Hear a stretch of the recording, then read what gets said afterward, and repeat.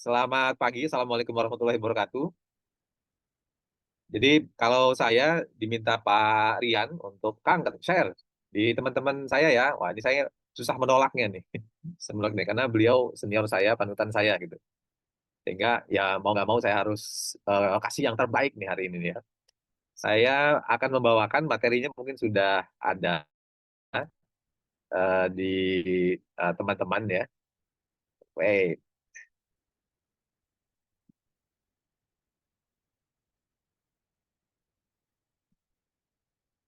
kelihatan semua tulisannya? Clear, Kak, jelas. Kelihatan ya. Judulnya kuat mental biar nggak mental. Kuat mental biar nggak mental. Jadi tulisannya sama tapi bacanya beda. Mental sama mental ya. Jadi kita mau belajar apa sih hari ini? Kita belajar yang ringan-ringan aja. Saya kenalan dulu dikit tentang diri diri saya. Ini kurang lebih tentang saya. Ini kelihatan semua nggak tulisannya? Atau ketutupan ini ya? Nggak, aman. Kelihatan, Kak, jelas, Kak. Oh, yang bawah kelihatan juga ya? Bisnis coaching. Oh, ketutupan ini ya. Baik, saya taruh di atas dulu. Kalau ini kelihatan semua ya? Siap. Baik, ini kurang lebih tentang saya. Nama saya Adang Adha. Nama saya siapa, Bapak Ibu? Adang. Ya, Adang berarti saya adalah orang Sunda. Gitu. Nah, ini Kang Rian udah senyum-senyum nih. Ini saya ulang-ulang terus nih kalau perkenalan tentang saya ya. Eh, Adang itu dalam bahasa Sundanya itu adalah artinya adalah juragan atau bangsawan. Jadi Adang adalah juragan atau bangsawan. Adha artinya adalah saya lahir di Idul Adha tahun 83. Ya, tahun 83. Ayah saya waktu itu ngasih nama saya nggak tahu nama Adang itu sampai saya kuliah. Ini bisa dilihat di sini. Saya S1 saya di UIN Syarif Hidayatullah Jakarta ngambil psikologi. Lalu lanjut S2-nya di UI ngambil psikologi juga. Di psikologi itu saya belajar ada eh, kata atau kalimat yang kita ucapkan sehari-hari yang nanti akan jadi pembahasan kita juga hari ini. Kata atau kalimat yang kita ucapkan sehari-hari ini dia akan eh, membentuk pola pikir kita. Ya, ini akan membentuk pola pikir kita, membentuk mindset kita, dan mindset kita itu nanti akan menjadi referensi ketika kita bertindak atau memutuskan sesuatu.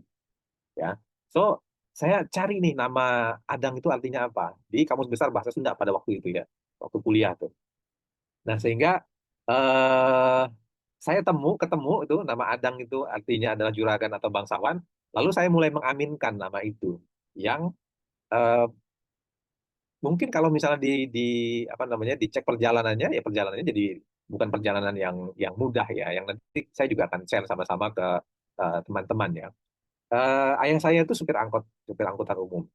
Angkotnya angkot milik orang lain, bukan milik ayah saya. Terus ibu saya itu eh, pembantu rumah tangga, pernah jadi TKW juga. Ya, jadi pembantu rumah tangga pernah jadi TKW.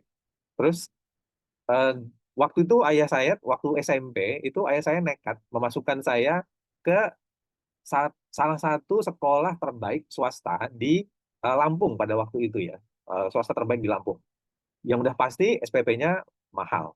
Ya, untuk ukuran supir angkot apalagi ya mahal banget.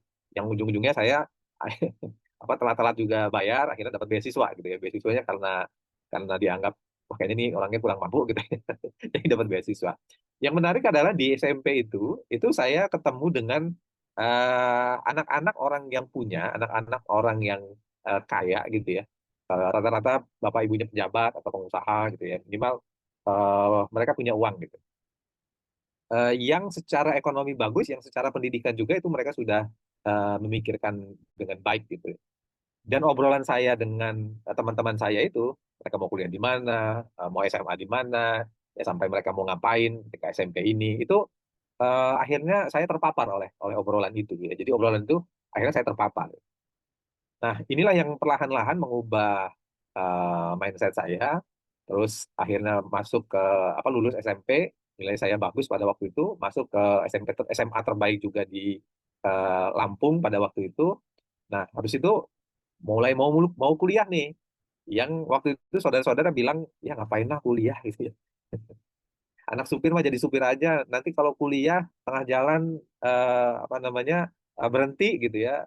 Eh, Saudara saya bilang itu gini, udahlah nggak usah mimpi mimpi tinggi-tinggi, hanya meninggikan tempat jatuh katanya, dan itu akan lebih sakit gitu. Katanya kata kata saudara saya begitu gitu. Nah, tapi pada waktu itu ya ayah saya, ibu saya itu nggak menerima hal itu, yang ibu saya ke luar negeri membiayai saya untuk kuliah pada waktu itu, walaupun yang nggak cukup juga gitu ya. Yang akhirnya kuliah saya perlu membiayai beberapa hal itu sendiri gitu, karena kasih uangnya mepet gitu. Nah, ini tentang kuliah.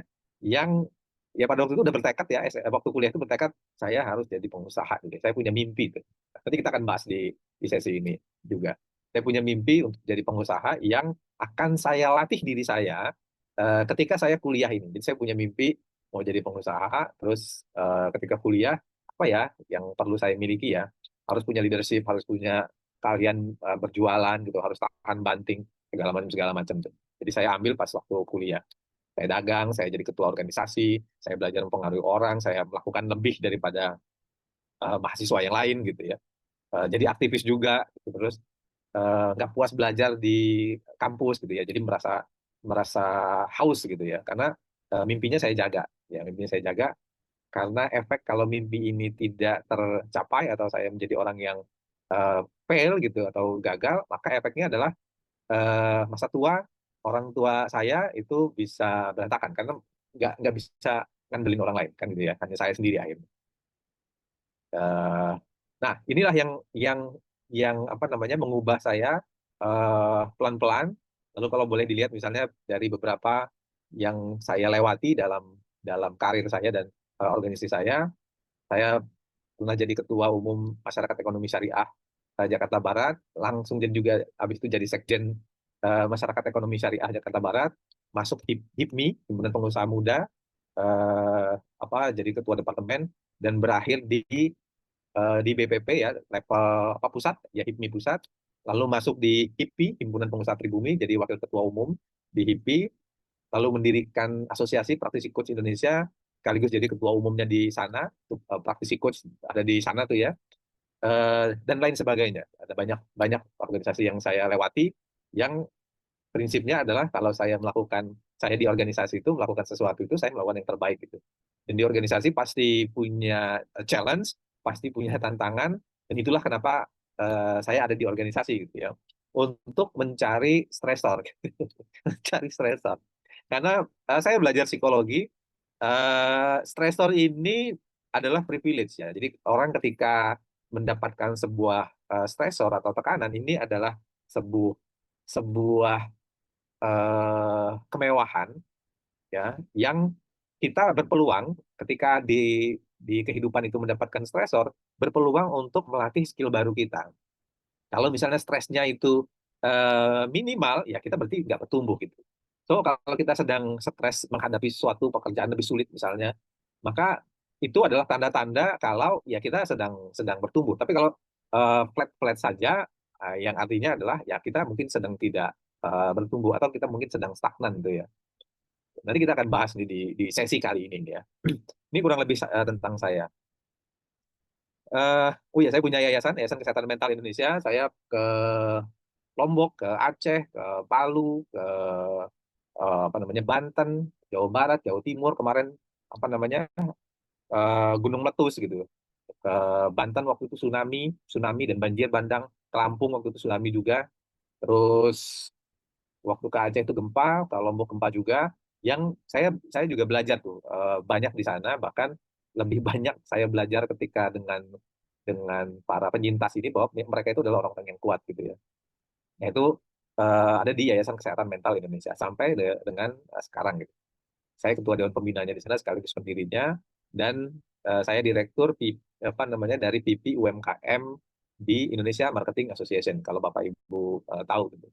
Jadi ada beberapa organisasi yang saya ingin kontribusi di sana untuk ya mencari stresor, mencari kemewahan masalah gitu ya, memecahkan masalah yang levelnya mungkin lebih tinggi dari saya sekarang, eh, dan berkolaborasi dengan beberapa orang gitu ya. Akhirnya membentuk namanya apa networking kalau kata Kang Rian gitu ya. Networking. Nah itu kurang lebih tentang saya ya. So bukan bukan privilege dari orang tua yang bagus gitu ya, orang orang tua yang kaya raya yang punya uang, tapi apa namanya privilege dari banyaknya tekanan yang ada di kehidupan gitu. Saya yang meyakini juga teman-teman yang ada di ruangan ini juga adalah bukan dari kebanyakan ya, bukan dari orang tua yang bagus gitu ya secara ekonomi, dulu orang kaya gitu. Nah, sekarang ya menjadi apa istilahnya kalau kata orang-orang itu perintis. Ya, kita bukan bukan pewaris tapi kita adalah seorang perintis. Karenanya seorang perintis, maka cara berpikir kita itu harus beda dan kita harus lebih kuat dibandingkan dengan pewaris ya. Karena begini, di HIPMI, di Japnas, saya itu kenal dengan banyak sekali anak-anak pengusaha yang hebat-hebat, yang pintar-pintar, yang jago-jago. Tahu nggak nih pengusaha-pengusaha yang hebat-hebat ini itu apa yang mereka lakukan kepada anaknya ya, yang mereka berikan kepada anaknya. Yang mereka berikan kepada anaknya adalah betul dia disekolahin bagus, tempatnya bagus gitu ya, supaya dapat edukasi yang paling bagus, karena edukasi ini jadi kunci nantinya. Yang berikutnya adalah anak-anak ini bergabung di organisasi-organisasi pengusaha, lalu mendapatkan berbagai level masalah, gitu ya, berbagai level masalah. Dan biasanya berjenjang, tuh ya, berjenjang mulai dari level kota, level provinsi, habis itu level nasional, gitu ya. Dan mereka terlatih di situ ya. Dan dikasih project oleh keluarganya mulai dari yang kecil sampai dengan project yang besar sampai akhirnya mereka create sendiri projectnya. Yang artinya dengan privilege mereka dapat eh, dengan mudah melatih diri mereka untuk memiliki mental yang kuat gitu ya. Jadi lahir dari keluarga yang secara ekonomi bagus, lalu punya planning untuk bagaimana menguatkan mental mereka. Nah, kita kan nggak punya privilege itu kan. Nah, berarti apa nih? Berarti kan kita harus 2 kali lebih effort nih kalau misalnya mau sampai di level yang mungkin juga nggak sama kali ya, tapi ya mendekati lah gitu. Nah, ini yang saya mau bagi ke teman-teman yang ada di ASN di Kota Samarinda ya. Wow, ini ada 350 orang, ini luar biasa. Saya punya video. Ya, saya punya video nih. Ini videonya nih.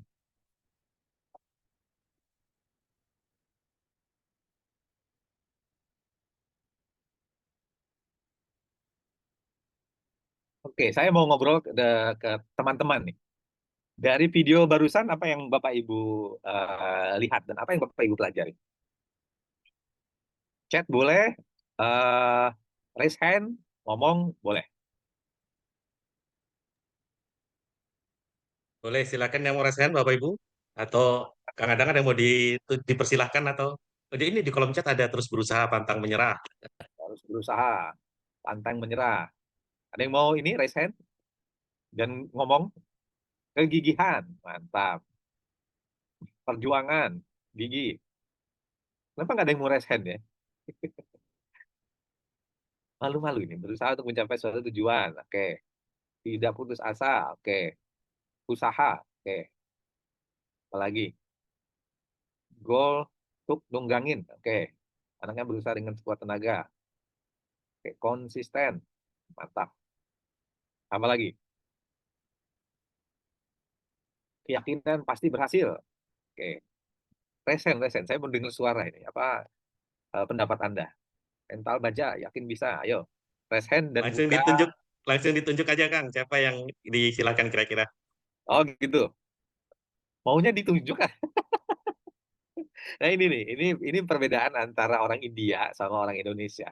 Ini agak umum ya Kang ya. Orang India itu rasanya mereka itu ini saya beberapa kali interaksi sama orang India Singapura dan India Malaysia.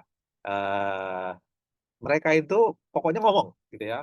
Yang penting ngomong pede gitu ya. Dan akan mau ngomong duluan. Ya mau apa aja diomongin, apa aja ditanyain nanti sama orang India itu. Sedangkan orang Indonesia kalau di Singapura kalau kuliah itu ya sama dia gitu kan, nggak ngomong kalau nggak ditunjuk, kalau nunjuk itu rasanya ada yang salah gitu. Nah, ini mentalitas nih. Ini kenapa orang-orang India yang ada di Amerika itu banyak yang jadi lebih banyak yang jadi CEO-nya gitu. CEO dibandingkan dengan yang lain-lain. Orang Cina juga sama juga tuh. Yuk, nunjuk. Saya nggak mau nunjuk. Proses usaha menuju tujuan. Oke. Bentar ya, sebentar. Atas nama RLL Dispursif ini apakah raise hand? Ini kita unmute ya. Silakan coba. Tadi ada di jika benar ini sudah kita tawarkan untuk unmute. Boleh Oke, silakan. mangga. Oh, kayaknya kagak sih. Enggak ya? Oke, thank you. Di video yang tadi yang saya share, itu kan ada ibunya ya. Ya, kenapa ibunya nggak nolong sih? Kenapa ibunya tidak menolong gitu? Atau orang tuanya tidak nolong langsung? Gampangnya kan angkat aja, angkat, ya, matakin ke atas kuda poninya, betul kan? Betul ya. Tapi kenapa tidak dilakukan itu? Pembelajaran mandiri. Apalagi nggak perlu melatih mandiri. Oke, apalagi optimis, berusaha untuk mencapai apa yang menjadi tujuan. Oke, nice. Thank you, Ibu Ramlah dari Dinsos.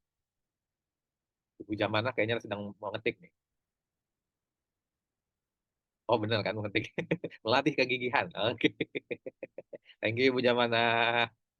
Aku jadi malu sih Ibu Jamana. Tenang Bu, itu hal yang benar. Ya, keberanian, merasakan proses pembelajaran. Bentuk mental agar anak menjadi anak yang mandiri. Oke, harus ada target. Diskursif, Pak Rahmat tuh ya. Percaya dan keyakinan seorang ibu. Ya, oke. Thank you nih jawabannya luar biasa. Saya punya anak namanya Hira Nur Huwaida. Umur setahun, setahun 2 bulan kayaknya. Ya anak saya itu baru bisa jalan gitu. Lalu saya punya ranjangnya itu apa namanya? Mungkin sepinggang saya ya, sepinggang saya. Jadi anak saya itu mau naik naik ke atas ranjang tuh. Saya ada di atas ranjangnya. Saya melakukan hal yang sama. Hal yang sama itu saya biarin. Anak saya mulai nangis. Kata anak saya itu. Karena ada saya di sana kan. Tapi dia berusaha naik gitu ya, tapi dia belum menggenggam. Saya biarin, saya bilang, ayo, ayo, ayo, naik, naik, naik, gitu, ayo. Sekedar naik. Enggak dibantuin, enggak dibantuin.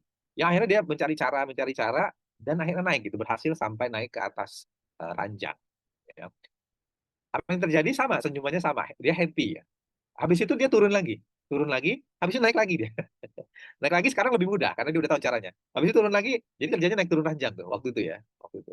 Saya biarin, karena apa? Saya tahu bahwa eh, pressure itu adalah hal yang sangat baik sekali untuk melatih mental seseorang gitu ya.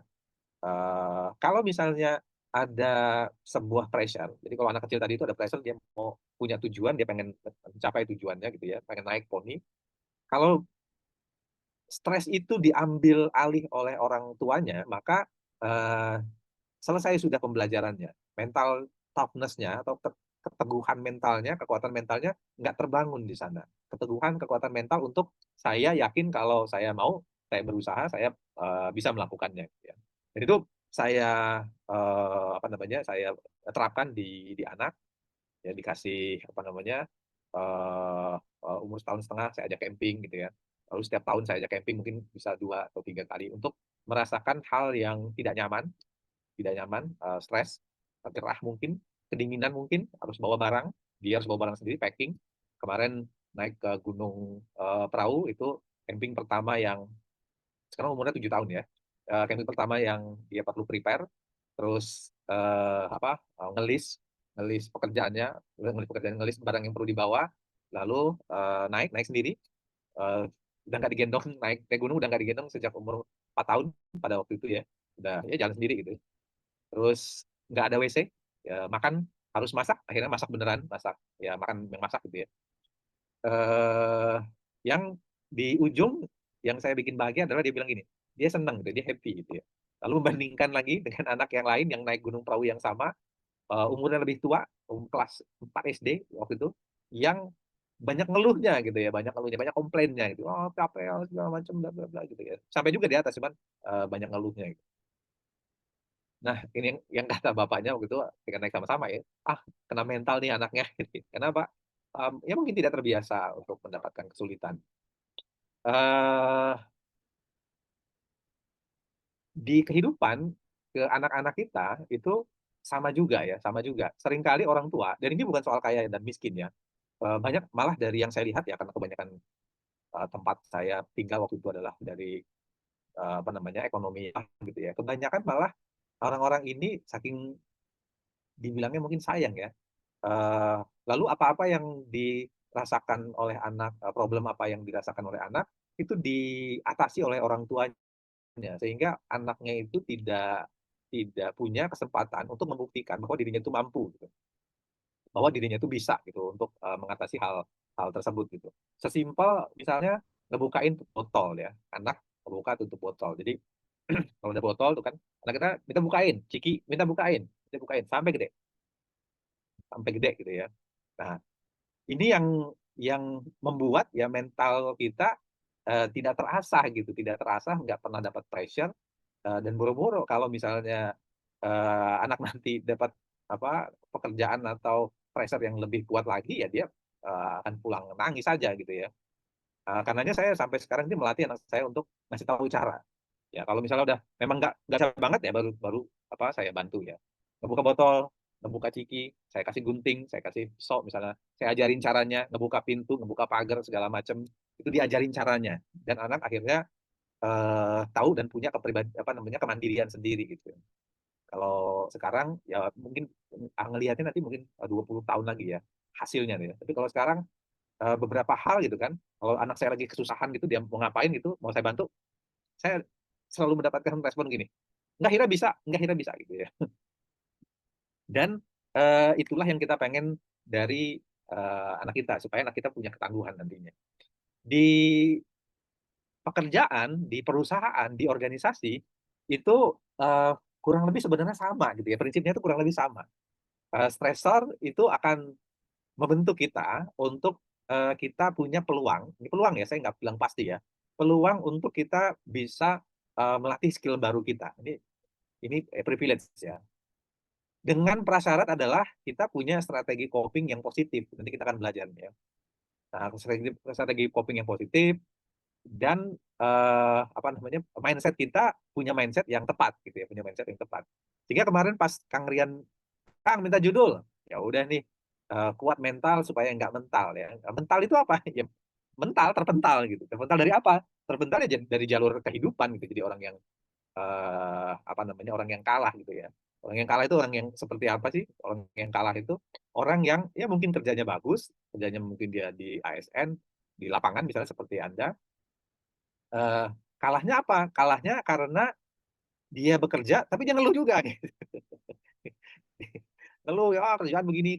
Lalu ketemu dengan sesama teman ASN yang lain, adu adu siapa yang paling menderita gitu. Ini saya sering nih saya temui gitu ya. Aduh siapa yang paling menderita? Misalnya gini, Kang Rian bilang gini, aduh atasan saya mah susah, orangnya apa strict banget gitu kan. Lalu nanti ada misalnya siapa yang di sini nih, Pak Iqbal gitu kan. Wah, Pak Iqbal datang nih ke Kang Rian. Cerita lagi deh Pak Iqbal nih. Wah lu mah mending Rian, atasan gua nih lebih susah, sistemnya nggak gini segala macam gitu. Yang isinya adalah keluhan. Dan tahu nggak, mendengarkan orang mengeluh, ini mendengarkan, baru mendengarkan aja nih ya, itu menyedot energi kita itu hampir 30% dari energi kita itu, kalau misalnya kita mendengarkan 1 jam, itu energi kita itu terserap tuh 30% tuh ke apa dalam aktivitas itu tuh. Ya, di otak kita kelelahan ya, ya kelelahan. Apalagi orang yang mengeluhnya, ya sebenarnya ya. So mengeluh itu ya mengurangi mengurangi energi. Energi apa ya? Energi diri kita sendiri. Dengan mengeluh kita jadi lebih cepat lelahnya gitu ya, lebih cepat lelahnya.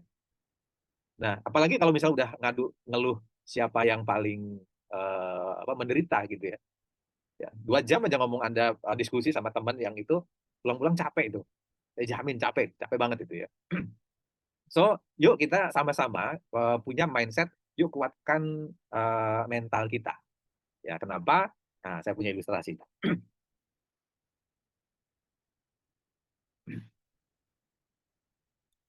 Oke, tadi udah.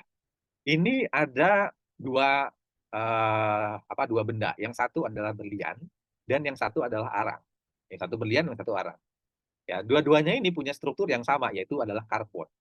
Ya, apa bedanya berlian sama arang?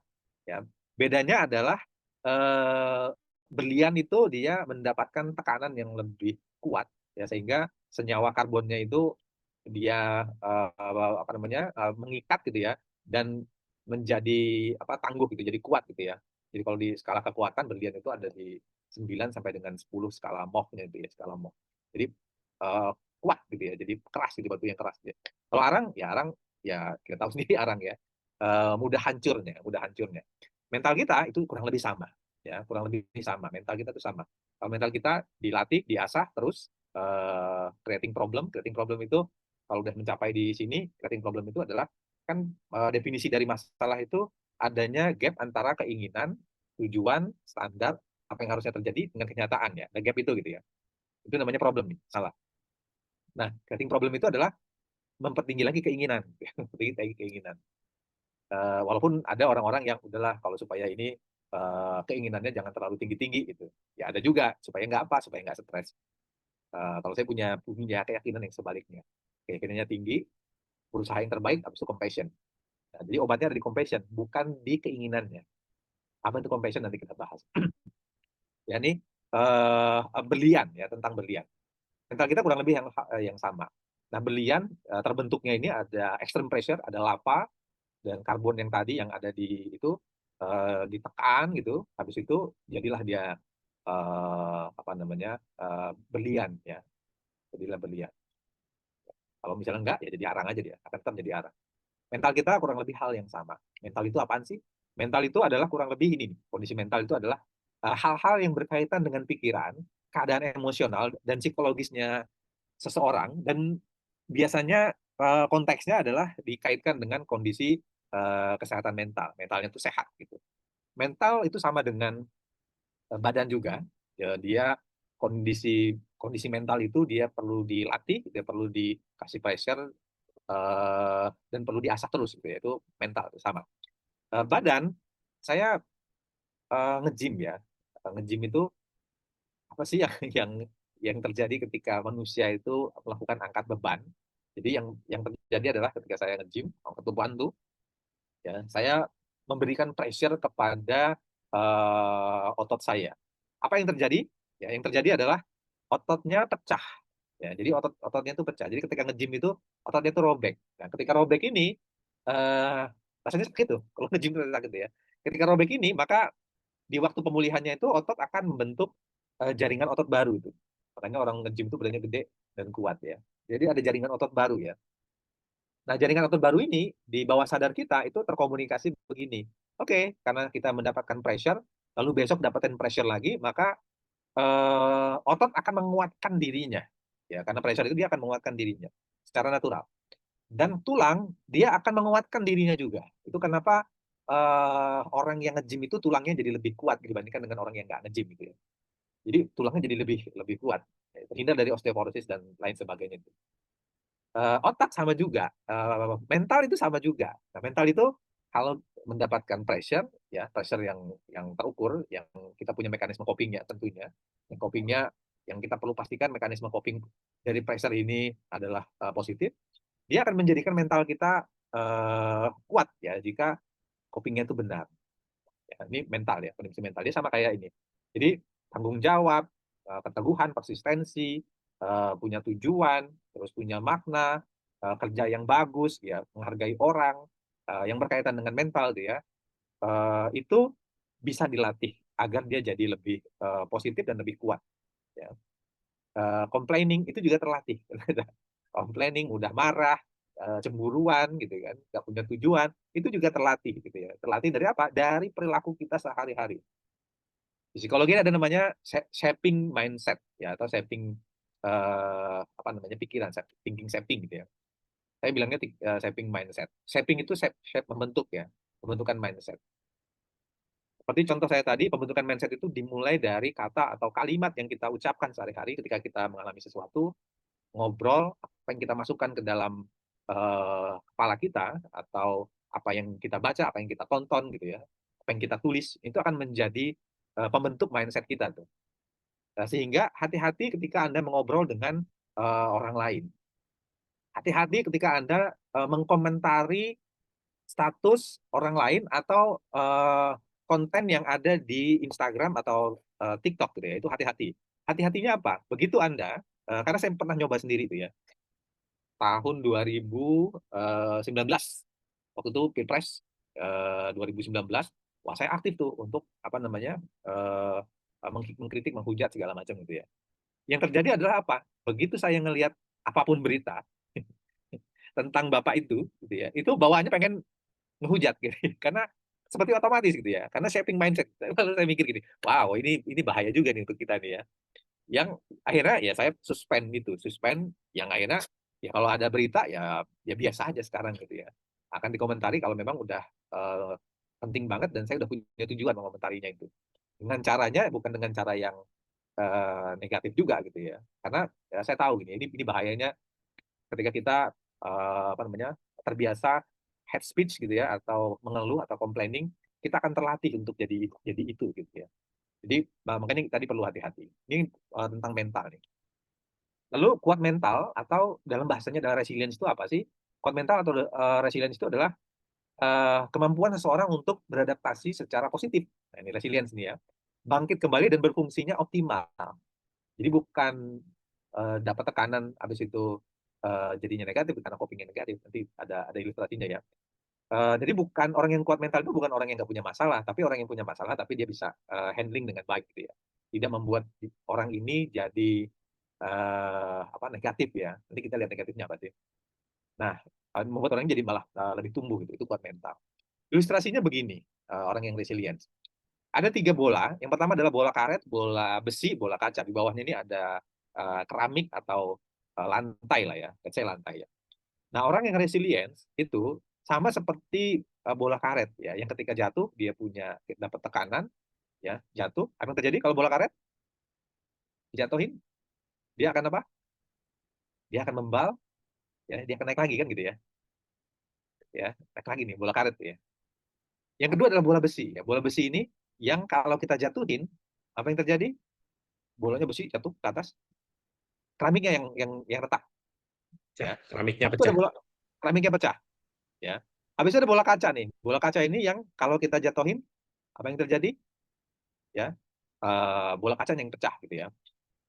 Ini 3 ilustrasi yang ini kalau orang copingnya dia nggak positif, maka eh, dia bisa jadi bola besi atau jadi bola kaca. Jadi bola besi itu apa? Dia mendapatkan tekanan, dia mendapatkan pressure gitu, terus mendapatkan pengkhianatan segala macam bla bla bla gitu ya. Apa yang terjadi? Dia bersikap ketus, nggak peduli, tajam, sinis, suka mengkritik. Jadi dia menghancurkan lingkungan tuh. Jadi apa-apa yang di dekatnya orang nggak nyaman. Ya, nggak nyaman karena apa ya? Orangnya ketus, bahasanya tajam gitu kan, selalu mengkritik gitu. Terus merendahkan orang lain, nggak peduli. Ya ini jadi bola besi ini. Asalnya dari apa? Asalnya sama-sama dari tekanan gitu. Nah, kalau bola kaca gimana? Nah, bola kaca ini dirinya yang hancur gitu ya. Ketika dia mendapat tekanan, dia depresi, dia merenung, dia mengasihani diri, dia apa namanya berkata, dah aku mah apa atuh hanya remah-remah rengginang, sambil sedih gitu kan, sambil apa namanya berdoa ya Allah gitu kan, kasihanilah hambamu, hambamu ini susah ya Allah gitu. Tapi nggak berbuat apa-apa juga. Gitu. Dia pecahin diri sendiri. Kepikiran sampai rumah misalnya. Di orang berkata apa namanya ada yang menyinggung dia diam saja kepikiran sampai rumah gitu kan makan jadi nggak enak gitu dan lain sebagainya saya nggak tahu nih ada nggak orang yang seperti itu di lingkungan ASN apa Samarinda nih Insya Allah nggak itu ada, Kang. Aman, Kang. nggak ada Kalau ya di aman Samarinda ya aman, nggak ada, Kang. Aman. ini aman ya alhamdulillah nih kalau aman karena ini ilustrasinya orang yang resilience adalah orang yang sama-sama dia mendapat tekanan sama-sama dia dapat pressure tapi bukan untuk membuat dia jadi kapok depresi atau malah sinis tapi bangkit untuk ya dia bisa mengatasi masalah itu. Nah, ini ciri-ciri orang yang mentalnya kuat. Jadi orang yang mental kuat bukan bukan orang yang nggak punya masalah ya, tapi orang punya masalah dan dia bisa menghadapinya. Dan masalah itu ya stres itu tekanan ya. Jadi sama dengan tekanan. Kalau stres psikologis itu adalah reaksi stres dalam psikologi itu adalah definisinya ini nih. Dia ada reaksi fisik, mental, dan emosional terhadap kejadian yang menyebabkan tekanan fisik atau mental. Ya, ini stres namanya. Mudahnya stres itu adalah semua tekanan dari luar yang memberikan efek pada tubuh atau pikiran. Ini semua tekanan, tekanannya apapun. Kalau Wayne Page ini dia bilang dia penelitian jasmani, mental, emosional yang dibuatkan oleh interpretasi atas suatu peristiwa sebagai ancaman bagi agenda pribadi atau individu. Ini ngomongin definisi stres. Jadi stres adalah pressure. Ya, reaksi kita ya ada pasti ada reaksi fisiknya gitu. Kan pertanyaannya gini, Padang pernah stres nggak? Oh sering. Stresnya karena apa? Wah banyak hal. Stres keuangan, stres keluarga, anak, stres pekerjaan, stres bisnis, stres organisasi, segala macam, bla bla bla. Nah, saya bilang tadi bahwa saya ada di beberapa organisasi, kan ada sebuah ungkapan yang bilang begini ya, orang-orang yang positif itu dia akan berkumpul dan yang dibicarakan itu adalah ide, gitu ya. Sedangkan orang-orang yang mediocre, orang-orang yang rata-rata, ketika dia berkumpul, yang dia bicarakan adalah event atau kejadian, ya, isu-isu ya, dia ngobrolin itu. Orang-orang yang negatif, yang dibicarakan apa? Yang dibicarakan adalah orang lain gitu, kejelekan orang lain gitu, tentang orang lain kaya, orang lain susah, orang lain ini hebat segala macam gitu. Nah, di organisasi yang saya dapatkan adalah kita berkumpul misalnya di APCI gitu ya, Asosiasi Praktisi Coach Indonesia, kita kumpul ngobrol diskusi itu kita ingin doing something ya, kita ingin melakukan sesuatu, kita pengen membuat sebuah gerakan, kita pengen ngembangin UMKM kalau di IMA, kalau di HIPI ya, kita pengen berdampak ya. Nah itu kenapa saya masuk di beberapa organisasi itu ya, karena ketemunya dengan orang-orang yang punya tujuan yang sama gitu ya, udah ter, tersaring dengan sendirinya gitu. Itu di organisasi. Itu ya mencari stres gitu ya. Bagi orang lain adalah ngapain sampai malam-malam keluar gitu, ribut gitu kan, nggak ada gunanya, udah mendingan di rumah tidur. Benar juga, enak juga itu gitu. Saya suka juga gitu, tapi saya tahu bahwa apa yang saya suka belum tentu yang baik juga kan untuk saya. So ini definisi dari stres ya, ini stres. Ini saya cari-cari di internet ternyata ada penelitiannya nih di kota Samarinda Utara nih, ya di pegawai kantor kecamatan Samarinda Utara. Ada orangnya di sini? Ada pegawai kantor kecamatan Samarinda Utara? Ada kali ya. Oh, itu ada tuh. Ada. Oke ya, penelitian hasilnya begini. Jadi penelitian menunjukkan bahwa secara parsial atau pisah-pisah gitu ya, beban kerja itu nggak berpengaruh signifikan terhadap kinerja pegawai. Sebaliknya lingkungan kerja itu malah berpengaruh positif dan signifikan terhadap kinerja pegawai. Secara simultan itu sama-sama berarti beban kerja dan lingkungan kerja sama-sama berpengaruh terhadap kinerja pegawai. So, ini salah satu stresor juga gitu. Ternyata lingkungan kerja kita itulah yang membuat malah kita jadi lebih produktif kalau di di sini ya. Yang artinya adalah suasana kerja, bagaimana kita respect ke orang, saling membantu segala macam itu akan membuat stresor jadi lebih mudah diatasi, termasuk dia dukungan sosial namanya, dan kinerja jadi lebih bagus gitu. Nah, ini juga ada pengaruh juga, nanti ada teman yang bisa kita ajak ngobrol ketika di apa tempat kerja kita ya. Oke, ini ada di jurnalnya. Mau baca lengkapnya boleh nanti ke sini. Nah, apa sih yang menyebabkan stres ini? Ya, kenapa orang akhirnya stres ya? Stres itu kalau misalnya kita ada peristiwa, kejadian nyata atau yang dibayangkan. Jadi bisa langsung atau yang kita hanya bayangkan saja. Ada kejadian. Yang kita interpretasi itu, kita evaluasi itu mengancam agenda individu, mengancam agenda kita, agenda pribadi kita ya. Lalu mendapatkan konsekuensi negatif ya. Konsekuensinya adalah ada penelitian jasmani, mental atau emosional. Ini apa namanya apa yang negatifnya ya. Yang positifnya nanti kalau kita bisa dengan stres yang ada ini itu malah membuat kita perilakunya itu jadi lebih positif gitu ya. Tahu nggak kenapa saya baru 3 tahun belakang ini mulai nge-gym ya? Itu karena saya membayangkan. Ini ada eksistensial problem yang saya bayangkan. yang saya interpretasi begini, ini kalau saya dengan pola hidup saya, tidak olahraga, minum gula banyak, makan sembarangan, eee, saya punya anak perempuan, saya lambat punya anak perempuan, saya lambat itu 7 tahun kosong, habis itu baru ada, anak gitu ya. Umur saya udah 42, anak saya baru umur 7 tahun. Nah ini yang, membuat saya akhirnya nggak nyaman, ya, tidak nyaman, ya. Ketidaknyamanan inilah yang membuat saya akhirnya untuk mengatasi ketidaknyamanan ini, maka saya perlu melakukan sesuatu.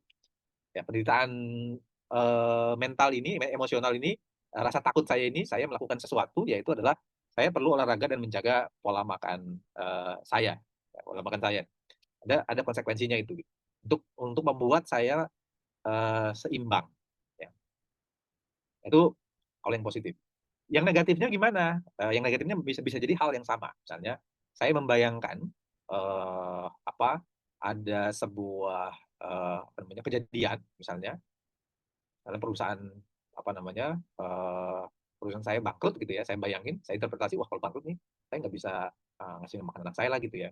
Lalu ada, penderitaan emosional, saya merasa takut, pikirannya kalut, ya ini bisa kalau dia coping-nya negatif bisa diatasi dengan cara, bisa ngerokok, bisa mabuk, minum minuman keras, drugs gitu ya, menghindari nggak mau mikirin, terus, apa namanya, stres gitu kan, dipikirin terus, ya, larut gitu ya, menghindari atau larut gitu, bukannya diatasi ya. Nah ini jadi konsekuensi, negatif, yang kalau lama-kelamaan ini bisa ada, apa namanya, muncul simptom stresnya, ya, muncul simptom stresnya. Simptom stresnya apa? Nanti kita bahas ya. Ini peristiwa, ngomongin peristiwa. Peristiwa nyata yang sedang terjadi, bisa gambaran misalnya mungkin kita pikirin ke depan, overthinking misalnya, atau bayangan yang kita pernah lalui, lalu, kita bayangin lagi, atau bayangan peristiwa yang mungkin akan terjadi. Saya pernah ribut sama, rekan bisnis di satu perusahaan, berantem, adu argumen segala macam, ada isu-isu tentang eksistensial, terus ego main di sana segala macam. Ada kesalnya juga saya, ya karena udah terjadi kan, ada kesalnya juga yang bikin saya, hampir seminggu ya itu tidur itu nggak nyaman, kebangun gitu ya, terus gigi gemeretak, gitu karena ada amarah yang kesimpan di di diri saya ya. Nah ini adalah efek dari stres. Nah, itu ini habis itu adalah interpretasi. Interpretasi itu adalah ada yang mengancam kehidupan, saya akan meninggal, saya akan kehilangan, saya akan kelaparan, atau mengancam eksistensi, yang saya bilang tadi ya. Nggak bisa menanggapi keluarga, gagal, karyawan yang buruk, orang yang tidak bertanggung jawab, segala macam tuh. Itu mengancam eksistensi. Nah, yang tadi saya pikirin, masa, saya tidak dihargai, kan gitu ya. Masa dia melakukan ini, saya melakukan itu. Nah itu stres, pikiran stres. Akhirnya nggak bisa tidur. Dan muncul tanda-tanda stres nih. Muncul tanda-tanda stres ini ada yang fisik, ada yang pikiran, ada yang emosional. Ini cek masing-masing ya, cek masing-masing nih. Ini tanda-tanda stres nih. Yang pertama sering pusing atau sakit kepala, ada. Sering nyeri punggung, mudah lelah, jadi mudah capek gitu ya. Rambutnya rontok atau jantungnya berdebar-debar, ya. Mudah rontok. Kang Rian, rambut aman ya, Kang? Ini langsung pegang rambut, Kang, punten habis soalnya. Bis ya, kayaknya stres banget itu, Kang. Anu mikirin tugas 20 JP. Mikirin tugas ya. Aduh, ini saya berkontribusi nih atas stresnya Kang Rian nih. Ya ini tanda-tanda kita sedang, stres ya, fisiknya tuh ya. Kalau mental adalah susah konsentrasi, nah itu juga sama, tanda-tanda stres. Sering melakukan kesalahan, jadi kesalahannya dilakukan berulang-ulang. Jadi kalau ada teman, melakukan kesalahan yang sama, ya mungkin dia sedang sedang sedang stres juga gitu. Terus nggak bisa memutuskan, bingung, "Aduh gimana ya? Kalau ini gimana? Kalau ini gimana?" Ini secara mental tuh ya, ini stres juga. Atau melakukan perilaku yang tidak sehat tadi, merokok, mabok gitu kan, begadang, makan makanan yang sembarangan, makan kebanyakan, atau kurang makan, lalu menunda-nunda makan atau nggak enak makan, itu termasuk sedang, apa namanya, stres tuh ya. Jadi ada orang yang kalau stres makannya tambah banyak, atau kalau stres malas makan, itu sama, stres juga tuh. Kang Rian yang mana, Kang? Kalau stres banyak makan atau malah kurang makan. Banyak makan, oh sering lupa makan kan? Sering lupa makan malah ya, kalau stres Maksudnya ya. maksudnya lupa kalau sudah makan gitu. Oh,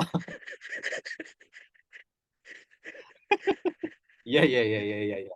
Udah makan siang belum ya? Ya jam 3 makan lagi gitu. Ya ini ciri-ciri mental kalau stres gitu ya.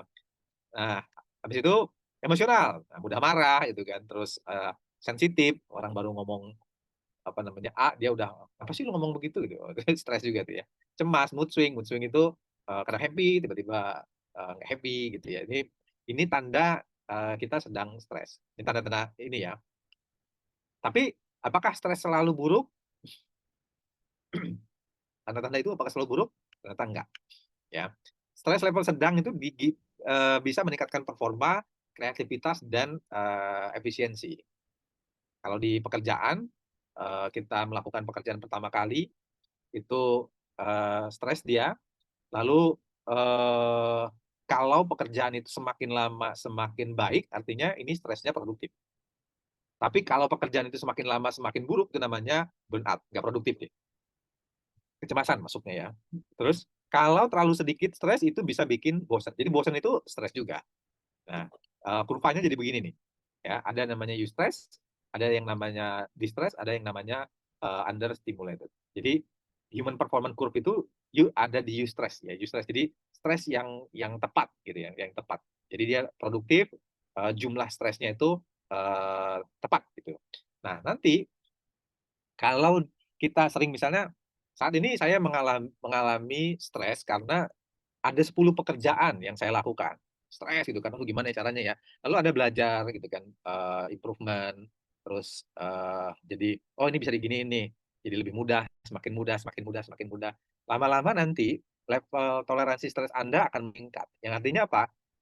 Kalau sebelumnya 10 pekerjaan Anda, kerjakan Anda, stres, ada reaksi stres yang tadi tuh yang keluar tuh. Nah, lama-lama 10 pekerjaan ini udah nggak bikin stres lagi, lama-lama jadi biasa aja gitu ya, jadi gampang aja. Nah, ini menjadi understimulated akhirnya, jadi understimulated karena ya udah biasa banget itu ngerjain hal itu. Dan masuk zona nyaman biasanya kalau di apa, kantor itu masuk zona nyaman. Ya udah lakukan ini segala macam. Yang ketika di-challenge pekerjaan yang baru, pindah bagian, jadi nggak mau gitu ya. Kenapa? Saya pengen tetap ada di zona nyaman ini karena udah biasa saya melakukannya. Yang padahal, tujuannya dikasih tambahan pekerjaan, apa namanya, dirotasi gitu ya, di-coaching, ada project segala macam, adalah untuk meningkatkan, kapasitas kita dan kompetensi kita kan gitu ya. Tapi kita nggak mau, karena apa? Nyaman, nyaman, understimulated ya, tapi lama-lama dia akan bosan. Nah, yang paling, positif ya eustress gitu ya, stres tapi positif kita. Dan jangan sampai di-stress itu terlalu banyak, sampai kalau misalnya melakukan pekerjaan ya sampai, jadi lebih lebih sering salah tadi ya, lebih sering salah, nggak bisa ngambil keputusan, malah lebih nggak efektif gitu ya, namanya dia, di-stress itu. Nah ini tentang stres. So, ya kita keep nih, kita jaga stres kita ada di level optimal terus gitu. Kalau misalnya udah bosen, ya belajar hal baru lagi, baca buku baru lagi, ada di organisasi gitu kan. Mungkin kita akan menghadapi konflik, ya, berantem sama orang, ya juga. Ada masalah, ya, tapi dengan itu jika coping kita positif, maka itu akan membuat kita, bertumbuh gitu ya. Semakin hari jadi semakin bertumbuh. Ini ngomongin tentang stres nih.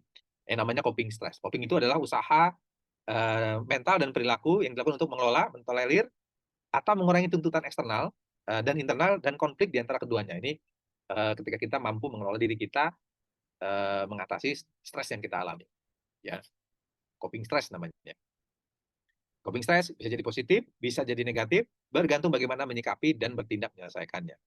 Jadi kalau di apa namanya perusahaan di organisasi, nah ini ya coping stress negatif bikin mental kamu terpental, bikin mental kamu mental ya, dan kita nggak jadi kuat mental akhirnya, jadi lemah mental atau kena mental kalau bahasa uh, gaulnya ya. Nah, gimana sih Pak, kalau di organisasi maka coping stresnya itu kita perlu, bagi dulu ya. Kalau kita ada mengalami kejadian atau bayang kejadian, ada persepsi yang mengancam, kita perlu pastikan dulu mana yang di kejadian ini yang ada dalam kendali kita. Ya, yang ada dalam kendali itu berarti kita bisa melakukan sesuatu untuk mengatasinya. Nah, sehingga kita fokusnya ke problem fokus coping gitu ya, problem fokus coping. Nah, di coaching kemarin Kang Rian itu ya ini nih Kang, ada masalah dan kita fokus ke apa yang ada dalam kendalikan kita sehingga kita fokus ke apa namanya mengatasi masalah dan melakukan pemecahan masalahnya dengan maksimal. Tapi kalau yang nggak ada dalam kendali kita, maka kita melakukan namanya emotional focus coping. Kita maknai secara positif gitu ya, positif di apa namanya di dalam pikiran kita. Oh ya udah deh, ya mungkin ada positifnya untuk kita membuat kita lebih kuat segala macam ya. Nah ini bagaimana kita melakukan strategi coping ya. Jadi kalau bisa nggak kita melakukan sesuatu ya? Bisa. Oke, lakukan pemecahan masalah. Bisa nggak saya melakukan sesuatu ya? Bisa bisa kendalikan atau enggak ya? Nggak bisa. Ya udah emosional. Kita compassion, kita tarik nafas gitu kan, kita mindfulness gitu ya, supaya stresnya itu hilang, lalu kita kasih makna yang positif. Dan saya menyarankan untuk fokus ke apa namanya circle of control, apa yang tadi ada dalam kendali ya, apa yang bisa kita kendalikan. Apa aja sih yang bisa kita kendalikan, Bapak Ibu? Bisa kita kendalikan apa aja?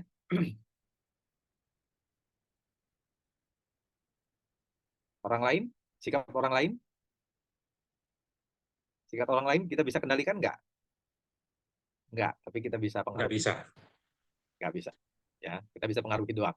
Yang kita bisa kendalikan itu ya hanya diri kita sendiri. Itu yang bisa kita kendalikan. Artinya sikap kita, emosi kita, perilaku kita, bagaimana kita bertindak, bahasa kita, apa yang kita baca, apa yang kita dengar, apa yang kita rasa, itu ada dalam kendali kita. Orang lain, ya nggak bisa kita kendalikan. Yang artinya adalah seringkali ada apa namanya di tempat kerja itu yang kita pikir bahwa kita bisa kendalikan itu dan kita berusaha untuk apa namanya mengendalikan itu yang ternyata yang nggak bisa gitu ya yaitu adalah kita disukai oleh orang lain nggak bisa ya Kang ya kita kan nggak bisa mengendalikan orang lain suka sama Ya, kita atau enggak gitu. betul. Tapi kita pikirin nah ini kesalahan kita ya nggak bisa di ini kok kita pikirin ya tapi bisa nggak kita pengaruhi bisa dengan cara apa mengubah perilaku kita apa yang kita bisa kendalikan kita ubah di sana ya so di tempat kerja ini itu bisa jadi tempat latihan mental kita stres kerja itu bisa tempat latihan mental kita atau malah membuat kita jadi bola besi atau bola kaca ya. Yang pertama, kerjaan nggak sesuai dengan kemampuan diri. Ini bikin stres. Saya nggak mampu tapi dikasih pekerjaan. Pilihannya bisa belajar, susah, susah pasti. Saya nggak bilang mudah ya. Susah, susah ya. Nggak kompeten, ya. Eh, Pilihannya bisa, waduh, nggak sesuai dengan kemampuan saya nih. Oh, saya belum bisa nih. Saya kan bukan orang accounting gitu. Nah, kan tapi ada tadi ya, orang resilience adalah seberapa kuat dia beradaptasi gitu ya. Accounting memang menyebalkan. Misalnya, bagi saya pebisnis, accounting memang menyebalkan. Saya nggak suka accounting. Tapi saya harus, ya, karena pebisnis, ngomongin uang kan gitu ya, ngomongin balance apa keuangan gitu kan, ngomongin ada apa namanya aktiva segala macam gitu. Mau nggak mau, jadi harus paham gitu. Suka? Enggak. Nggak harus suka. Nggak harus suka. Sesuai dengan kemampuan diri nggak? Enggak. Kemampuan saya ngomong. Bikin materi strategis. Bukan accounting. Ya, tapi saya perlu beradaptasi. Kan ini kan yang uniknya manusia. Dikasih kemampuan untuk beradaptasi, belajar hal baru. Bayangin kalau misalnya saya bilang saya nggak suka accounting dan saya menghindari. Menghindari ya tadi karena coping masalahnya adalah dengan cara menghindar. Ya nggak paham-paham bisnis kan akhirnya gitu ya. Mudah? Nggak mudah. Ya perlu effort yang banyak. Jadi pekerjaan yang nggak sesuai dengan kemampuan diri kita, ya tadi ada peluang untuk akhirnya kita beradaptasi terus gitu ya. Kalau di Pemkot Samarinda, yang jadi MC-nya adalah Pak Rian biasanya. Ya, jadi MC-nya Pak Rian. Terus ada teman, kata Pak Rian, lu belajar ya jadi MC ya. Terus kata teman itu, ah, gua nggak biasa gitu kan. Lu aja deh gitu kan. Yang akhirnya adalah yang pinter dan selalu pintar adalah Pak Rian aja gitu. Yang lain udah pernah dikasih pada nggak mau gitu. Nggak mau belajar gitu. Padahal ada peluang yang banyak ketika kita menjadi MC gitu ya. Itu nggak sih Kang Rian? Ini biar teman-teman Betul. jadi mau jadi MC. Betul banget. Betul banget ya. So, kalau ada peluang begitu, ambil. Bahkan eh, kalau misalnya nggak dikasih, kalau kita pengen belajar hal itu, public speaking misalnya, public speakingnya bagus, ya minta gitu ya. Nggak dikasih, ya nggak apa-apa, minta lagi gitu. Kenapa? Kita perlu nanti, di akhir nanti kita akan diskusi, kita perlu punya satu buah tujuan yang membuat kita bergerak ke arah tujuan itu, yang apa-apa yang tadi nggak enak tadi itu, malu, nggak nyaman, segala macam, belum kompeten, itu kita mau melakukannya, mengasah diri kita, menguatkan mental kita untuk bisa mendapatkan hal itu. Yang kedua, pekerjaannya terlalu banyak. Waduh Pak, terlalu banyak. Belum ini, belum ini, belum ini, belum ini. Gitu. Bikin stres? Ya, tapi itu adalah peluang juga untuk kita. Satu, jika pekerjaan ini dirasa terlalu banyak, ada peluang kita untuk melatih gimana caranya kita asertif, say no, negosiasi dengan atasan, mempengaruhi orang, atau delegasi pekerjaan, atau nyari inovasi baru agar pekerjaannya jadi lebih lebih ringkas gitu ya. Tapi kan kebanyakan orang nggak mau ngambil ngambil hal itu gitu. Yang dilakukan apa? Melatih dirinya untuk mahir komplain, ya, mahir menderita gitu ya. Jadi jangan salah ya, menderita itu Anda bisa jadi jago menderita gitu. Karena apa? Sering banget komplain. Hati-hati. Ya, ada peluang itu tuh. Pekerjaannya banyak, ada peluang untuk dibagi-bagi pekerjaannya. Nggak mudah memang.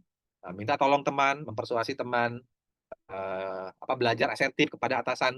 Bapak, saya sedang ini, bla bla bla bla bla bla, maka pekerjaan ini terlalu banyak. Bapak mau mengerjakan saya yang mana? Jadi bisa tuh ada belajar assertive communication sendiri gitu ya. Nah, atau delegasi ya. Kalau dikasih ke tim, takutnya nggak handle sama mereka. Ya udah, gimana caranya saya mendelegasi pekerjaan dengan melatih tim gitu kan. Mudah? Nggak mudah ya. Memang harus dilakukan. Tapi ya perlu sabar juga. Ini pekerjaan terlalu banyak. Ini latihan mental juga. Atau pekerjaannya udah nggak sesuai prosedur. Prosedurnya A, ini nggak sesuai prosedur. Nah, ini juga sama, bikin stres juga gitu kan. Atau ada orang yang mau main-main gitu ya. Nah, ini peluang juga untuk tadi say no, melakukan improvement. Kalau misalnya tidak sesuai prosedurnya, ini sudah terlalu sering, kita improve, ambil tanggung jawab. Ya, meskipun kalau di ASN biasanya, ini teman-teman ASN sendiri ya, Pak, kalau di ASN ini nih Pak, kalau kita mau ngambil tanggung jawab atau mau improvement, kerjaan dikasih kita semua.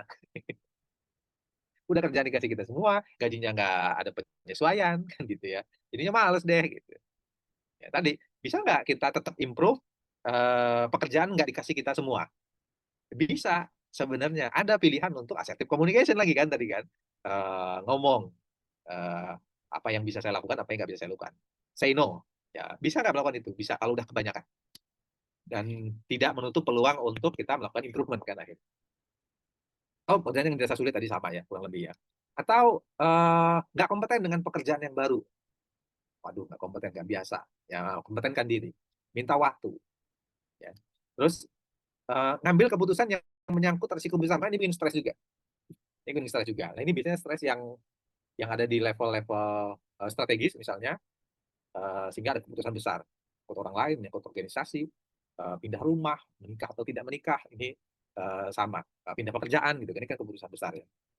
Tapi begitu kita mau copingnya positif terhadap keputusan-keputusan ini, maka kita akan terlatih untuk ngambil keputusan-keputusan yang besar gitu.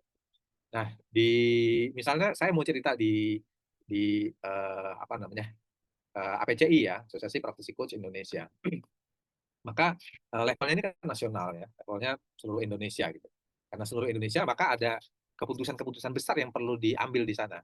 Stres nggak saya nih? Stres. Mudah nggak? Nggak mudah gitu. Tapi apakah kapasitasnya saya akan meningkat dengan saya ngambil keputusan hal ini? Oh iya. Apakah nanti ini akan berefek jangka panjang? Iya. Karenanya ya saya mau bersusah-susah ada di sana. Sehingga penderitaan yang saya rasa, stresnya gitu ya, apapun itu menjadi meaningful namanya. Karena apa? Penderitaan saya masih ada dalam koridor tujuan saya yang lebih tinggi. Jadi bukannya tidak menderita ya, menderita. Tapi penderitaan ini jadinya bermakna gitu. Bermakna. Itu bedanya nanti. Atau ngambil keputusan pekerjaan yang menyangkut orang lain. Nah, ini stres juga. Terus tidak tahu dampak dari pekerjaan yang dilakukan. Ini gimana ya kalau saya gini, apa ya reaksi atasan saya ya? gimana nanti departemen lainnya? Nah, ini bikin stres juga.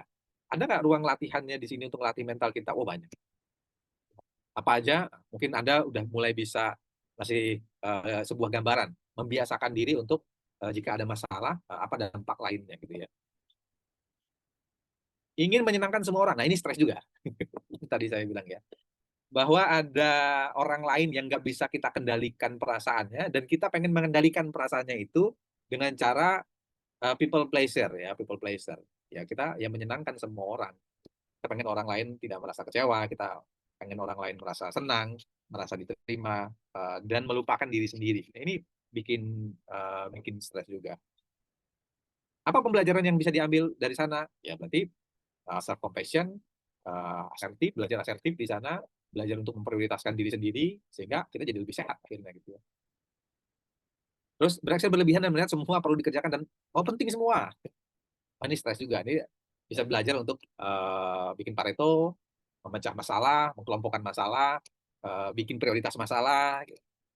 Nah, ini jadi skill baru ya. Kurangnya kompetensi komunikasi dengan rekan kerja. Nah, kurang kompetensi sama juga. Akhirnya belajar komunikasi. Bukan malah alih-alih nyalahin orang orang lain gitu. Dia ngomongnya nyakitin banget gitu kan. Kalau ketemu gue pokoknya dia nyindir-nyindir gue mulu. Terus nggak melakukan apa? Ya gue biarin aja biar Tuhan yang membalas. Hei bro, sekali-sekali mandiri. Jangan ngandelin Tuhan dan karma. Ya, inisiatif sendiri coba. Aja berantem, aja konflik. Ini sesat banget nih ajarannya Pak Adang. Enggak ya, tapi ini adalah sarana belajar kita untuk bagaimana kita melakukan self respect namanya. Dan prinsip dasar melatih Kak Tarian dia sampai jam berapa? Ini jam 10 nih. Jam 11 saya waktu sana. Ada Ya, tanya jam jawab 11 kan? waktu ini boleh kalau misalnya masih berkenan, Coach, kan kita sholat Jumat jam 12-an di Samarinda. Oh ya. Mohon izin. Oke ya. Dikit lagi ya. Prinsip dasar Siap. melatih mental kuat adalah kita punya responsibility ya, punya tanggung jawab dan kita punya job motivation. Job motivation. Ada motivasi kerjanya ya. So, yang pertama adalah yuk punya goals yang ingin kita capai. Nah, goals inilah yang nanti membuat kita penderitaan yang kita alami ketika kita stres, kita tahu bahwa ini akan menghasilkan sesuatu yang baik untuk kita. Sesuatu yang positif ya. Pelihara goals-nya itu. Kita mau jadi sesuatu yang ideal apa tuh ya. Jadi kalau dulu saya cerita saya kuliah sudah punya goal saya mau jadi pengusaha, saya melakukan sesuatu, misalnya mau jadi ketua salah satu organisasi di kampus ya. Stres nggak? Stres. Capek? Capek gitu. Tapi meaningful. Saya pengen belajar jadi trainer pada waktu itu. Saya mulai presentasi di kelas. Jadi ketika presentasi di kelas itu gayanya udah kayak trainer gitu ya. Dicemooh orang, iya. Kadang sok iya banget sih gayanya, sosok kepinteran katanya. Sosok trainer katanya. Cie trainer gitu ya. Tutup kuping saya. Stres nggak? Stres juga gitu. Nyaman enggak juga gitu. Tapi akhirnya ngelatih komunikasi, ngelatih tambeng gitu ya. Jadi tambengnya perlu dilatih. Uh, Sehingga yang saya tahu adalah saya fokus, saya pengen melatih public speaking saya. Gitu. Jadi ketika nanti Anda melatih public speaking jadi MC, stres pasti. Gugup? Iya. Pasti gugup. Salah? Iya juga. Udah pasti salah gitu kan. Coba tanya Pak Rian. Seberapa banyak Pak Rian salah di awal-awal jadi MC? Ya, karena sering Nggak banget lihat kehitung, Coach.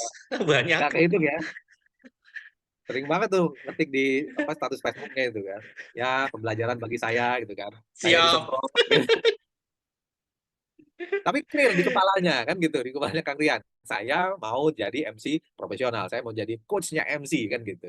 Sehingga ya itu adalah bagian dari kehidupan saya. Sehingga tekanan adalah bagian dari usaha untuk mengeluarkan diamond dalam diri kita gitu ya, atau membuat kita menjadi lebih berharga. Ya.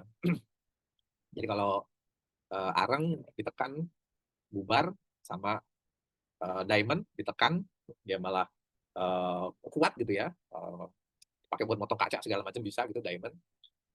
So ya yang mana yang lebih berharga, diamond atau areng gitu ya. Areng sekilo sama diamond sekilo. Diamond sekilo banyak benar. Mana yang lebih berharga? So yuk kuatkan mental kita. Lalu yang kedua adalah latih mekanisme pemaknaan positif. Jadi apapun yang kita rasakan, stresor, tekanan mental, kita perlu melatih ya, untuk punya pemaknaan yang positif ya, alih-alih kita melatih untuk terbiasa mengeluh, jadi kita jadi profesional dalam mengeluh gitu, bahasanya ini profesional dalam mengeluh. So ini perlu dilatih terus dan punya belas kasih terhadap diri sendiri, compassion ya. Membolehkan untuk lelah, membolehkan untuk salah, membolehkan untuk nggak tahu, membolehkan untuk stres, membolehkan diri kita untuk mengalaminya, dan membolehkan diri kita untuk bertumbuh juga. Ya, jadi punya 3 hal ini ya. Dan stres bisa menjadikan Anda berlian atau menjadi arang, keputusannya ada di tangan Anda. Itu aja dari saya kembalikan ke Kang Rian. Monggo Kang Rian. Siap, Kak nuhun Coach, makasih banyak Kang Adang. Nah ini boleh, masih ada waktu kah berkenan untuk beberapa pertanyaan mungkin? Ada dong. Siap, baik. Bapak Ibu sekalian, jika ada yang berkenan langsung bertanya, boleh raise hand ya. Saya tadi sudah mencatat ada beberapa pertanyaan yang disampaikan lewat room chat. Saya sudah kumpulkan, saya coba sampaikan ke narasumber kita, ke Coach Adang untuk nanti dijawab. Tapi saya berikan kesempatan dulu. Maaf. Monggo. Ya, silakan raise hand yang ingin bertanya langsung sambil saya bacakan pertanyaan yang ada lewat chat room tadi. Bentar, saya kacamata dulu, Coach. Nggak raise hand Terus aja.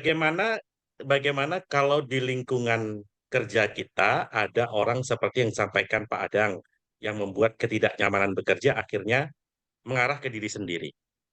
Oh, ada orang di lingkungan kerja yang mungkin membuat ketidaknyamanan sehingga mempengaruhi diri sendiri. Gimana, Coach? Eee, kita perlu definisikan apa ini ketidaknyamanan ya. Kalau ketidaknyamanannya adalah, dalam konteks atasan Anda ngasih ngasih pekerjaan tambahan, terus ngasih penugasan, hal yang baru, yang nggak sesuai kompetensi tadi gitu kan, dan itu menimbulkan ketidaknyamanan, artinya ini adalah, ketidaknyamanan yang positif ya, yang kita perlu adaptasi akhirnya. Untuk ya harus diterima nih, sampai kita akhirnya jadi nyaman dengan, hal-hal yang baru tadi. Tapi kalau ketidaknyamanannya dalam artian yang orang ini, mengganggu, terus, sinis, ngata-ngatain, merendahkan, dan lain sebagainya, jangan sampai kita menjadi orang yang, seperti bola kaca tadi gitu ya, eee, jadi kepikiran tadi kan, bola kaca kan. So, latihlah skills assertive communication kita, dan latihlah skills manajemen konflik kita. Ya, bukan hal yang mudah, bukan hal yang mudah, saya bilang ini bukan hal yang mudah, tapi perlu dilakukan agar kan kalau ketidaknyamanan ini kan hanya 2 ya. Kalau ini bisa kita kendalikan, tadi ya tuh dua coping ya. Kalau ini kita bisa kendalikan, lakukan. Kalau kita bisa ngomong asertif, ngomong langsung, kita ajakin konflik, dan akhir dari konflik ini adalah orang yang membuat ketidaknyamanan tadi itu, apa namanya, berubah, maka, lakukan hal itu, gitu. Kalau misalnya nggak ada dalam kendali kita, misalnya atasan kita gitu yang ngasih pekerjaan segala macam, ya udah terima, adaptasi kan gitu. Ya beradaptasi Hmm. dengan ketidaknyamanan ini sampai kita akhirnya, nyaman. Kalau misalnya kita nggak mau, mengubahnya dengan kan ada yang dikendalikan ya, kita lakukan, kita bisa asertif, kita bisa konflik, kita bisa ajak berantem kalau misalnya, konfliknya tereskalasi gitu, dan melatih keberanian kita nggak mau ngambil hal itu gitu ya. Ya, yang lebih nyamannya apa? Ya sudah, diam saja dan juga jangan mengeluh gitu, karena nanti terbiasa mengeluh, tidak melakukan apa-apa kan. Ini jadi marah nih saya, di emosi saya. Jadi Udah diam mah aja gitu, mengeluh Coach. gitu, ya udah diam aja, terima aja, "Oke," gitu kan, "Iya Mas," tapi jangan dipikirin juga gitu. Tapi kalau masih mau mikirin, gue pengen ini berhenti gitu ya, lakukan sesuatu. Nah, lakukan sesuatu, nggak nyaman, ya. Butuh dukungan oleh orang lain, ya mungkin kita perlu, dukungan konsultasi segala macam. Ketika konflik, ya kita perlu sadar bahwa efek dari konflik ini apa, bisa nggak kayak saya terima, apa konsekuensi dari konflik saya, atau konsekuensi dari kalau saya melakukan sesuatu. Bisa nggak kita, membayar harga yang perlu saya keluarkan. Harga itu kan banyak hal ya, ada uang, ada tenaga, ada waktu, effort gitu kan, belajar hal baru, untuk mengatasi hal ini, gitu. So, compassion terhadap diri sendiri termasuk adalah ya memutuskan untuk ya bertindak, ya atau diam dan tidak komplain. Itu kali, Pak. Rian? Siap. Oke. Makasih banyak, Coach. Circle of control, apakah harus kita yang selalu adaptasi mana yang lebih prioritas dari diri sendiri atau lingkungan kita? Itu Gimana gimana? pertanyaan, Coach. Bisa Apakah harus dielaborasi kita apa yang maksudnya ini? selalu adaptasi mana yang lebih prioritas diri sendiri atau lingkungan kita? Maksudnya diri sendiri itu apa, lingkungan itu apa? Gitu ya. Ya. Mungkin Bu Wuri di Senaker apakah berkenan untuk open mic? Kita bantu? Bentar, coba saya carikan dulu. Biar bisa clear ya, langsung ke Coach Adang. Sudah saya tawarkan untuk buka mikrofon, Bu Wuri. Masih bergabung? Biar clear pertanyaannya. Halo, Ibu. Oh, sepertinya tidak berkenan barangkali. Pertanyaannya seperti itu ya, Coach. Gimana ya? Circle of control. Apakah harus kita yang selalu adaptasi, mana yang lebih prioritas, diri sendiri atau lingkungan kita? Mungkin bisa sedikit diberi gambaran, Coach. Masih Saya agak, mencoba memahami. Oh ini nih ada ya? Oh beda ya? ntar dulu. Coba dia. Oh bukan. Saya Oh, memahami bukan, pertanyaan bukan, dulu bukan, ya. bukan. Di circle of control, mana yang beradaptasi, yang mana yang perlu diprioritaskan, diri sendiri atau lingkungan? Kembali ke Hmm, problemnya, ya. hmm, Kembali ke masalahnya. Di beberapa konteks kita memang perlu mendahulukan lingkungan, di beberapa konteks kita perlu punya ego untuk mengutamakan ego kita. Ya, jadi ego itu perlu dimaknai sebagai sesuatu yang adaptable dan kontekstual gitu, dan tidak harus selalu ada di depan dan nggak boleh juga ada di belakang. Ya, selalu hmm. ada di belakang. Jadi menafikan diri, ya udahlah saya yang mengalah, ya udahlah nggak apa-apa deh, minta maaf walaupun saya salah, saya minta maaf gitu ya. Walaupun saya benar, saya minta maaf. Nah, itu nggak sehat juga ya di Hmm. konteks itu ya, ego. Di konteks lain selalu pokoknya saya yang benar, saya mau yang ini, pokoknya semuanya saya segala macam, di beberapa konteks nggak benar juga dia. Bisa merusak lingkungan. Jadi perlu punya kecerdasan konteksnya di sini. Kapan egonya itu harus muncul atau mengutamakan diri sendiri itu lebih besar, kapan mengutamakan diri sendiri itu harus diperkecil.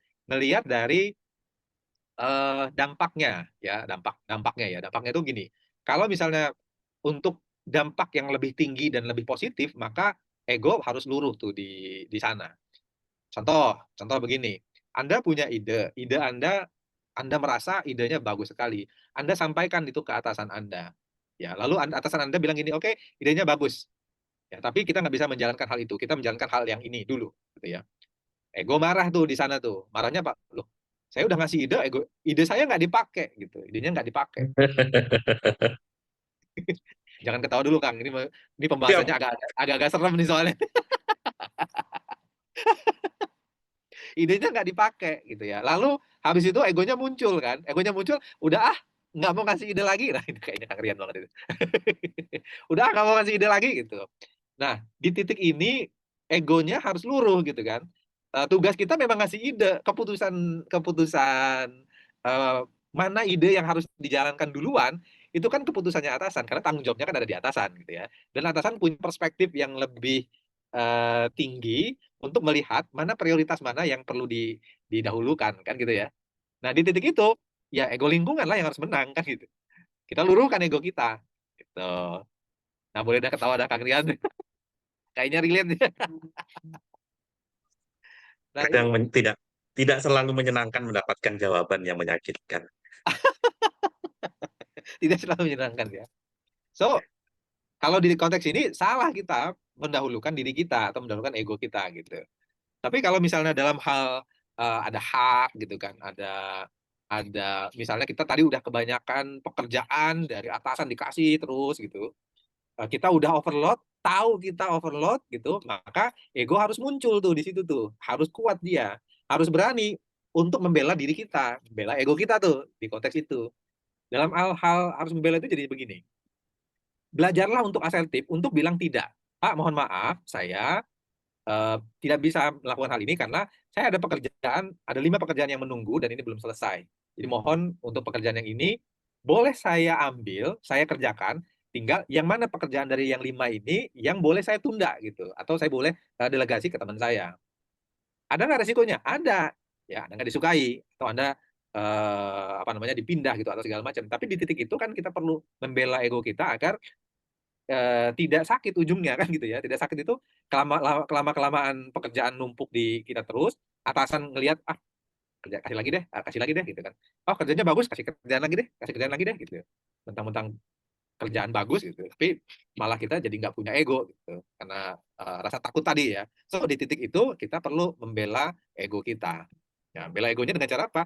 Dengan cara assertive communication, dengan komunikasi lebih efektif ke atasan. Gimana caranya menolak agar orang tidak tersakiti dan ego kita, self respect kita tetap terjaga. Kan jadinya gitu tuh. Jadi mana yang mau duluan? Ya tergantung konteks tadi gitu. Menyakitkan ya Kang ya? Kayaknya nggak Ya, menyakitkan sih. menyakitkan. Lumayan lah ya. Nusuk aja sih Kang sebenarnya. Terus majelep gitu nah, majelep gitu nah. Kang Punten, Kang Coach, ini ada beberapa pertanyaan sebenarnya lebih banyak ke mengarah curhat, jadi saya coba abaikan. Tapi ada satu yang menarik ini karena sepertinya selalu merasa menjadi korban ini. Apa yang harus kita lakukan? Jangan kita dong. Apa yang Anda lakukan, yang saya lakukan, kalau diri saya selalu didiskriminasikan? Nah, dia merasa didiskriminasikan selalu, Coach. Jadi apa yang harus dilakukan? Mudah-mudahan agak berhubungan dengan kuat mental ini ya. Apa definisi definisi diskriminasi sih? Iya, kadang ya mungkin ya diskriminasi apa sih? Maksudnya di diskriminasi itu apa itu? Ya, Ya bahasanya diskriminasi begitu kan. Mungkin lebih sering dikasih pekerjaan atau gimana? Atau kalau atau nggak traktir dikasih makan siang kerjaan. nggak diajak gitu? Atau malah nggak dikasih kerjaan? Mangga coach, mangga coach. Oke, diskriminasi itu ada dua pihak ya. Satu yang mendiskriminasi, satu diri kita sendiri. Yuk, mari kita fokus ke area of control. Area of control yang artinya adalah kita introspeksi. Kenapa orang mendiskriminasikan saya? Yang biasa terjadi orang tidak orang mendiskriminasikan kita adalah karena satu kurangnya self respect ya, yang kedua kurangnya komunikasi dan nggak bisa beradaptasi gitu. Nah ini bahasnya sama ya. Anda mau mendengar apa yang perlu didengar atau pengen Anda dengar? Kalau pengen Anda dengar, yang Tapi sabar. ingin boleh nggak digabung coach? Perlu tapi Ah, ingin boleh nggak coach digabung? karena kalau yang ingin Anda dengar, jawabannya menyenangkan gitu ya. Eh, Nggak apa-apa, diskriminasi Tuhan yang akan balas lah. Insya Allah kalau Tuhan apa namanya Anda berdoa, Allah akan memberikan balasan yang setimpal. Gusti Allah Nah itu mboten sare. Gusti Allah buatan sare gitu. Tapi kalau Anda perlu mendengar apa yang perlu Anda dengar, maka yuk introspeksi. Kenapa orang mendiskriminasikan saya? Let's say dalam pekerjaan ya. Yang perlu diintrospeksi itu begini. Apakah ketika kita melakukan pekerjaan, pekerjaan itu dilakukan dengan baik, hasilnya bagus, dilakukan dengan maksimal atau tidak? Ya, kalau tidak, maka menjadi normal orang mendiskriminasi. Ya, mendiskriminasi dalam artian nggak dikasih kerjaan, nggak dilibatkan, nggak di apa ajak bergabung gitu ya. Ya terdiskriminasi lah gitu. Karena memang ya kita yang mengundang diskriminasi itu. Terus yang kedua, di dalam tim apakah kita punya sikap yang dibutuhkan uh, untuk membangun tim yang bagus ya bangun tim yang bagus itu berarti sikapnya gini helping mau menolong mau kontribusi terus mau apa namanya beradaptasi gitu ya dengan kondisi lingkungan atau mau menang sendiri nggak mau tahu egois selfish di nggak pada tempatnya gitu ya yang mana ketika anda melakukan hal yang negatif tadi orang jadi nggak mau nggak ngajak lagi anda didiskriminasikan ya ya normal aja gitu anda apa namanya apa didiskriminasikan gitu atau anda nggak mau beradaptasi gitu kan ada hal baru nggak mau ah gitu nggak bisa ah gitu nggak mau beradaptasi gitu nggak respect terhadap orang lain gitu nah ya wajar aja jadi anda didiskriminasikan atau tidak respect terhadap diri sendiri nggak respect terhadap diri sendiri itu membolehkan orang berbuat apapun ke kita untuk menyenangkan orang lain gitu ya ya wajar aja anda didiskriminasikan anda karena anda nggak menghargai diri anda sendiri so orang lain juga nggak menghargai anda jadi anda didiskriminasikan tuh ya apa namanya dibedakan gitu ya terus didiskriminasikan karena kalau misalnya didiskriminasikannya karena orangnya memang rasis nggak suka anda sudah benar sudah kompeten ngerjain sesuatu bagus ada hal yang teguh yang anda pegang misalnya anda diajak korupsi nggak mau anda didiskriminasikan so bertahanlah gitu, bertahanlah, untuk tetap menjadi seperti itu. Ya bahwa ya ini adalah resiko yang perlu saya jadi ubah makna kan jadinya kan. Ini adalah resiko yang perlu saya, apa namanya, tanggung gitu karena saya memegang nilai-nilai itu, values itu yang saya harus lebih kuat. So, nggak apa-apa didiskriminasikan dalam hal ini gitu. Karena ya apa, I am diamond gitu kan, you are, charcoal gitu. So, nggak apa-apa kalau begitu ya.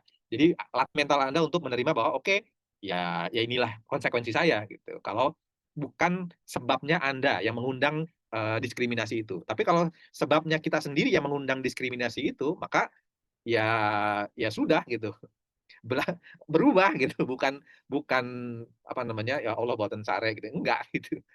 Sekali-kali mandirilah, jangan nyusahin Tuhan mulu gitu. Orang yang ngundang diri kita sendiri kok minta Tuhan yang apa, bantu. Lagian Tuhan udah sibuk ngurusin banyak umatnya gitu ya, Coach ya. Iya, bukan gitu juga. Misal Coach, ini misalnya satu begini, satu pertanyaan. oh Gimana, ya gimana, ya gimana, ya. gimana? Silakan. Ya ini orang di keluarga nih ya, saling terdiskriminasi yang apa namanya, di keluarga. Di keluarga biasanya minta uang aja, minta menggerogoti ya, nggak mau kontribusi, terus orang malas ngundang.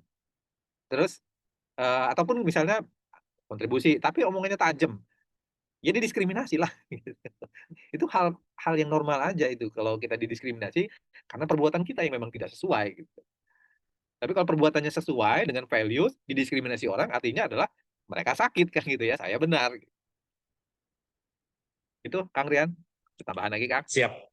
Berarti kudu tetap ada introspeksi dulu sebelum pada akhirnya kemudian ya emang kita udah di track yang bener gitu ya udah abaikan aja gitu Kang. Nah, kalau udah di track-nya ya ya terimalah ini adalah bagian dari, konsekuensi gitu. Kalau misalnya Anda tidak tidak bisa menerima, apa, kejahatan di tempat kerja gitu kan, korupsi atau apapun, terus akhirnya nggak diajak lagi, oh ya udah, ya terimalah itu bagian dari, apa, values bara api yang perlu Anda pegang gitu di akhir zaman gitu,